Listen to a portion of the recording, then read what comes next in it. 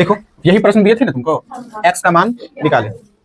इस समीकरण को देख के क्या समझ में आता है, इस बहुपद को देख करके क्या समझ में आ रहा है? पहली बात देखो, x का मान निकालें और यहाँ पर एक बहुपद दिया हुआ है। कैसा बहुपद है? द्विघात बहुपद। समझ गया ना? सबसे पहले इसके बराबर में एक जीरो लेगा, पहला काम।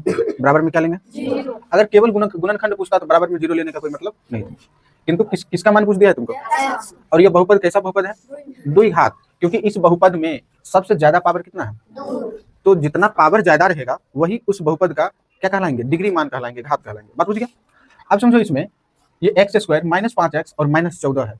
तो जिस तरह से तुमने गुणनखंड पहले निकालना सीखा था उसी प्रकार से वही प्रक्रिया दोहराएंगे। समझ गया? अब सुनो, सबसे पहले क्या करते थे उसमें, इसके शुरू वाले गुणांक यानी एक्स स्क्वायर के गुणांक को बिना एक्स वाले पद में, यानी कौन सा पद में? अचर पद में। कौन सा में? जिसमें एक्स वाई का मान नहीं लिखा हो, तब इस दोनों को गुना कर देंगे। इस दोनों को जैसे ही गुना करेंगे बुआ तो कितना हो जाएंगे? 14 और माइनस में 14। ठीक है, तो यहां से तुमको बताए हुए थे बुआ, अगर इस दोनों का गुना यानी आदि और अंत का गुना यानी एक्स स्क्वायर के गुणांक और इस कौन सा पद? अचर पद का गुणांक अगर माइनस में आ जाए तो एगो पद को तोड़ना है माइनस में और एगो पद को तोड़ना है। ठीक है, अब देखो 14 को गुणनखंड करके लिखो, क्या लिख सकता है? 7 2, या फिर लिख सकता है 2 और 7। बुझ गया? 7 2 लिखो या फिर 2 7 लिखो। तो तुमने कंसीडर किया पहले कि हम 7 और 2 लिखते हैं, तो इधर माइनस है तो इसमें माइनस लगाओ, इधर प्लस है तो इसमें प्लस लगाओ। अब देखो, चाहिए तुमको -5, क्या चाहिए? -5। तो 7 -7 से 2 को घटा लेगा तो -5 बच जाएगा। इसका मतलब ये तो हमारा क्लियर हो गया। क्लियर हो गया ना? अब इस दोनों को गुना करो, 7 दूना 14, पूर रहा है 14, माइनस प्लस माइनस भी पूर रहा है, यानी गुना करने पर भी पूर रहा है और जोड़ने घटाने पर भी पूर रहा है। तो ऐसे स्थिति में इसी संख्या को उठा करके यहाँ रखो।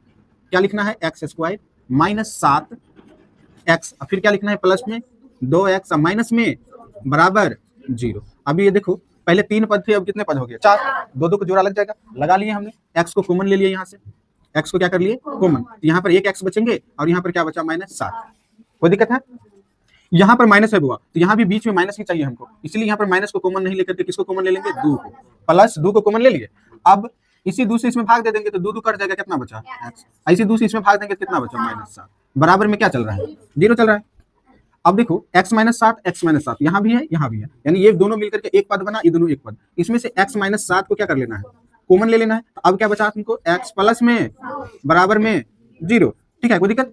अब इसको सेपरेट करो। इससे पहले तुम लोगों ने सीखा हुआ था, यहीं पर लाके छोड़ देते थे ना। इसके आगे कैसे बढ़ाएंगे? 2 स्टेप बचा हुआ है। ये x -7 है और ये x + 2 है, ये दोनों बराबर है किसके? 0 के। अब हम बारी बारी से अलग अलग को बराबर कर देंगे। एक बार x -7 बराबर 0 कर देंगे और x + 2 बराबर क्या कर देंगे?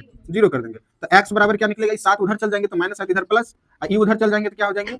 -2। यहाँ कह सकता है बुआ, अतः x = कितना? 7 और -2। इसके कितने वैल्यू आ जाएंगे? 2। ध्यान रखना, जितने भी बहुपद होंगे उसके पावर जितने होंगे उसके वैल्यू भी उतने ही आएंगे, उसके आंसर्स भी उतने ही होंगे। इसका पावर 2 है तो इसका आंसर कितने आए? 2 आए, और यही तुम्हारा क्या हो जाएंगे? आंसर हो जाएगा।